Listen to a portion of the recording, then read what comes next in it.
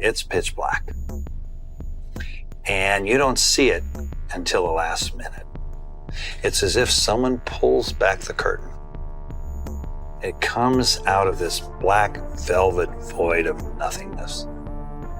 At a depth of 12,500 feet beneath the North Atlantic, ultra-small drones have, for the first time, penetrated the interior of Titanic, places no human eyes had seen for 112 years. Images from the deep told the story they could only imagine. The footage they returned does not tell the story of a ship that sank. It reveals how more than 1,500 people were trapped and died inside. The truth is more terrifying than the freezing cold of the sea itself. What within Titanic transformed a vessel hailed as the safest in the world into a trap with no escape? Let's uncover a mystery buried for more than a century in the ocean. The course of the tragedy and the maze with no exit on April 10, 1912, at the port of Southampton in England. The largest and most luxurious ship in the world prepared for her maiden voyage. Titanic carried 2,224 lives, yet she was far more than a means of transport. She was a colossal floating hotel and, more importantly, the physical embodiment of a rigid social hierarchy forged in steel and rivets.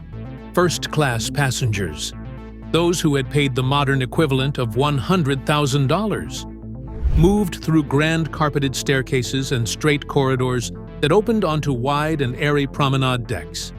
In stark contrast, third-class passengers, holding tickets worth roughly $350, were housed deep in the belly of the ship, closest to the roar of the engines and the cold skin of the sea itself. All of them, rich and poor alike, placed absolute faith in the strength of the steel hull to carry them safely to New York. What? None of them, passengers and most of the crew included, truly understood was that they were stepping into an extraordinarily complex architectural labyrinth, one that concealed lethal risks, to preserve strict separation between social classes and to protect the privacy of the elite. The architects of the White Star Line designed a dense web of isolated corridors and passageways. There were doors that appeared ordinary, seemingly leading toward escape routes. Yet behind them lay cramped technical spaces, thunderous engine rooms, or storage areas with no exit at all. There were staircases so narrow that only two people could pass each other. Yet these stairways served as the sole escape routes for hundreds of people living on the lowest decks. While the ship glided calmly across the ocean, this complexity caused little more than mild inconvenience or harmless confusion. But on that fateful night, when Titanic struck the ice at 11:40 in the evening, the same architectural complexity transformed from a design of comfort into a silent executioner. In the lower decks, seawater did not rise gently, as if filling a bathtub. Enormous pressure from the surrounding ocean forced water through ruptures in the hull, blasting inward with terrifying speed and power. Narrow and elongated corridors became deadly conduits, channels of violent flow that left no room for escape. Modern exploration drones have captured detailed images of an area known as Scotland Road, a long corridor running nearly the entire length of the ship along E-deck.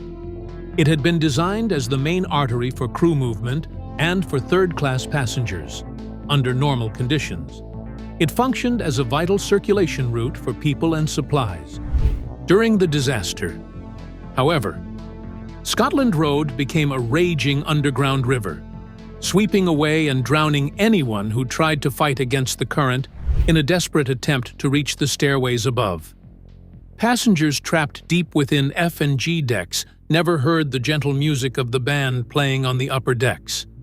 The only sounds they knew were the groans and twists of metal under immense strain and the thunderous roar of water slamming through enclosed spaces, echoing like explosions at arm's length. Human panic in those conditions was magnified many times over by suffocating confinement and total loss of orientation. a state of severe claustrophobia. In 1912, safety standards did not include illuminated escape signs or independent emergency lighting systems. When the main power supply began to falter and incandescent bulbs went dark, hundreds of third-class passengers suddenly found themselves groping through a cold and lightless cavern of steel. Inside this maze, every junction became a gamble between life and death, and every corridor could end in a sealed dead end. Small exploration drones have recorded heartbreaking scenes of barriers at the ends of long passageways.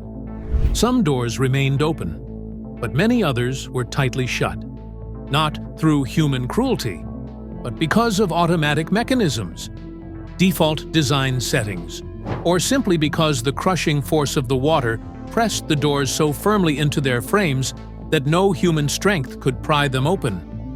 While the fortunate few on deck watched distress flares arc into the night sky, hundreds below were forced into a deadly game of hide and seek as the water level rose with every passing second. They were trapped in a maze where even in full light, a stranger could easily lose their way. The blueprint of death. It has taken more than a century, and the arrival of advanced miniaturized technology capable of sending electronic eyes deep inside the wreck, for us to truly grasp the cold brutality of the engineering drawings from 1912, the latest evidence tells not a story of weak materials, but of a design intention that failed in the most tragic way imaginable. To understand why hundreds were trapped without ever seeing the sky one last time, one must understand how Titanic was divided from within. Marine engineers of the era were obsessed with the idea of a ship that could not sink. Their ultimate solution was to partition the hull into 16 independent watertight compartments. Separated by thick steel bulkheads and massive watertight doors, these doors represented the pinnacle of technology at the time. They were not ordinary wooden doors that could be kicked open. They were solid steel slabs that dropped from the ceiling like enormous blades or sealed shut by hydraulic force. They could be activated simultaneously from the bridge with a single electrical switch, or triggered automatically when floats beneath the floor detected incoming water. In theory, this was a perfect system to isolate flooding. But for the living human beings inside those compartments, the shrill alarm signaling the closing doors was not the sound of safety. It was the knock of death itself. Exploration drones have reached these watertight doors on the lowest decks. The images reveal them still in place, rusted, sealed, and cold. When Captain Smith or Officer Murdoch activated the closing lever after the collision, they unknowingly severed the vital internal routes beneath the ship. Shortcuts and cross passages that once allowed rapid movement between sections were instantly replaced by impenetrable walls of steel. Thousands of panicked people were forced to bottleneck, searching for alternative routes through narrow secondary stairways that had never been designed to handle a mass evacuation moving in the opposite direction. Yet, the horror did not end there. Another layer of terror came from the invisible walls of contemporary society. Detailed interior scans reveal the dense presence of locked iron grills, commonly known as Bovril gates. Strict United States immigration regulations in the early 20th century required ships to keep poorer passengers strictly separated in order to control the spread of disease before arrival in New York. Titanic complied with mechanical precision, installing solid steel barriers across corridors leading to the upper decks. In everyday circumstances, these gates were tools of crowd management. In the disaster, they became prison bars. Drones have recorded images of these iron frames still standing after more than 100 years submerged in salt water. They were not smashed by impact. They remain locked in the chaos of that night. Many stewards did not carry keys, or simply did not dare to open the gates without explicit orders from superiors. Poor third-class passengers were left trapped behind the bars, able to see escape just ahead, yet unable to reach it. As icy water rose silently behind them, the design of the ship, instead of preserving life, turned Titanic into a sealed coffin at the very moment she needed to become an open path to survival. Those unfortunate victims did not die because of the vast ocean. They died because they were imprisoned within the very vessel that carried their dreams. The history of discovery and a technological leap for the first 73 years after she sank. Titanic existed only as a ghost in memory and rumor. She lay motionless in eternal darkness, sealing every secret behind thick walls of steel. When oceanographer Robert Ballard located the wreck in 1985, he and the world could see only its outer skin. The first generation of exploration robots, advanced for their time, were still too large and too clumsy to go further. The 1990s and the early years of the new millennium saw determined efforts by James Cameron and other researchers to peer inside. Yet, they were stopped by a physical limitation: the power tether. The remotely operated vehicles of that era were like divers bound by a lifeline. They could enter only vast open spaces such as the Grand Staircase. Any attempt to push deeper into narrow corridors or tight corners carried the risk of the cable snagging, which meant losing equipment worth millions of dollars forever. As a result, the deepest interior organs of Titanic remained forbidden territory. The true breakthrough, the one that completely transformed our understanding of the tragedy, arrived only recently with the development of ultra-small autonomous drones. This marked a genuine leap in technology. No more cables, no more bulk.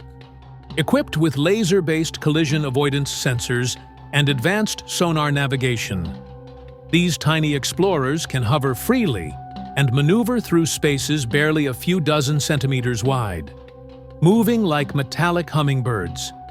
During expeditions from the year 2022 onward, these devices were released into the belly of the Iron Giant. They passed through corridors with collapsed ceilings, slipped through shattered window frames, and entered openings no human had ever imagined. They flew into the Marconi room, where the final desperate SOS signals were sent. They descended into the third-class compartments on F and G decks, where layers of sediment have slowly accumulated for more than a century. What they recorded was an eerie stillness, utterly unlike the violent decay visible on the exterior, while the outer hull is being aggressively consumed by bacteria to the point that the bow railings have collapsed. Deep inside, in an environment starved of oxygen and free of strong currents, time seems to have stood still. The drones found bunk beds with their frames intact, wooden cabinets still standing, and most haunting of all, mirrors that remained polished, reflecting the LED lights of the drones after 112 years of darkness. Most importantly, the drone's LiDAR scanning technology has redrawn a complete three-dimensional map of this colossal trap. For the first time, researchers can simulate an escape attempt from a specific cabin buried deep within the ship. The computer simulations delivered a shock. Survival rates for certain areas were effectively zero. Not because people lacked time to run, but because the geometry of the passageways, combined with rising water and total darkness, turned escape into an impossible task. Technology does not merely show us the wreck, it allows us to feel the terror of confinement, the claustrophobia the victims endured in their final moments. Forensic evidence and a human lesson. As researchers stitched together data from thousands of hours of drone footage to reconstruct the deadly routes, a brutal and heartbreaking forensic picture came into focus. What lies on the seabed is not just lifeless metal, but the preserved scene of a fatal incident caused by flawed design. The physical traces left on the wreck tell stories no testimony could ever fully describe. Drones have detected deep scratches on wooden and metal door frames at locking points along escape routes. Warped bolts and twisted handles were not shaped by external water pressure. They bear the unmistakable marks of desperate force applied from within. These are silent witnesses to final attempts to break through barriers in search of life. At the bases of narrow stairways leading upward, where third-class areas met locked gates, drones discovered unusually dense clusters of personal belongings, shoes piled atop one another, suitcases and bags scattered chaotically at the same locations. In forensic language, this is the signature of a bottleneck. Crowds were forced to compress at these fatal points, unable to move forward because of locked doors or passages too narrow. While icy water surged in from behind and swallowed everything, the design once praised as safe failed in the worst possible way. Watertight compartments, created to keep the ship afloat, inadvertently formed isolated wells of flooding. They divided passengers into separate groups, trapping them in sealed zones and making communication or coordinated evacuation impossible. People in one compartment had no idea the next had already flooded, and by the time they understood, every exit had been sealed. If the interior space had been more open, if stairways had been intuitive and interconnected, and if those cold steel barriers of social class had not existed, hundreds might have reached the deck in time. Even without enough lifeboats, they would at least have had a choice. They could have jumped into the sea in search of a fragile chance to live, rather than suffocating in darkness, trapped between ceiling and rising water. The Titanic disaster permanently changed global maritime safety laws, yet we often remember only the rule about lifeboat numbers. The most profound and costly lesson revealed by modern drones lies in escape design regulations under SOLAS. After Titanic, shipbuilding standards were transformed at the architectural level. Ships were no longer allowed to contain long and complex dead-end corridors. Escape stairways had to be continuous, wide, and led directly to open decks without barriers. Independent emergency lighting systems became mandatory, ensuring no one would have to grope through darkness when disaster struck. Even today, ultra-small drones continue their quiet work, slipping into the deepest recesses of the wreck before its structure collapses completely under corrosion. Every frame of footage they send back from a depth of 3,800 meters is a cold and stern reminder. True safety does not lie in the thickness of a hull or the number of lifeboats on their davits. It lies in the ability of human beings to escape the great machines they create when everything goes wrong. The iceberg may have been the weapon that pierced the ship, but it was the dark maze of corridors and the locked doors that turned Titanic into a collective tomb with no exit. What remains on the cold ocean floor is not only the wreck of a legendary vessel, but enduring evidence of a design philosophy that placed control and hierarchy above human life. The drones have seen this truth with unblinking clarity, and through the lens of technology, we have finally come to understand the pain that was forgotten for more than a century.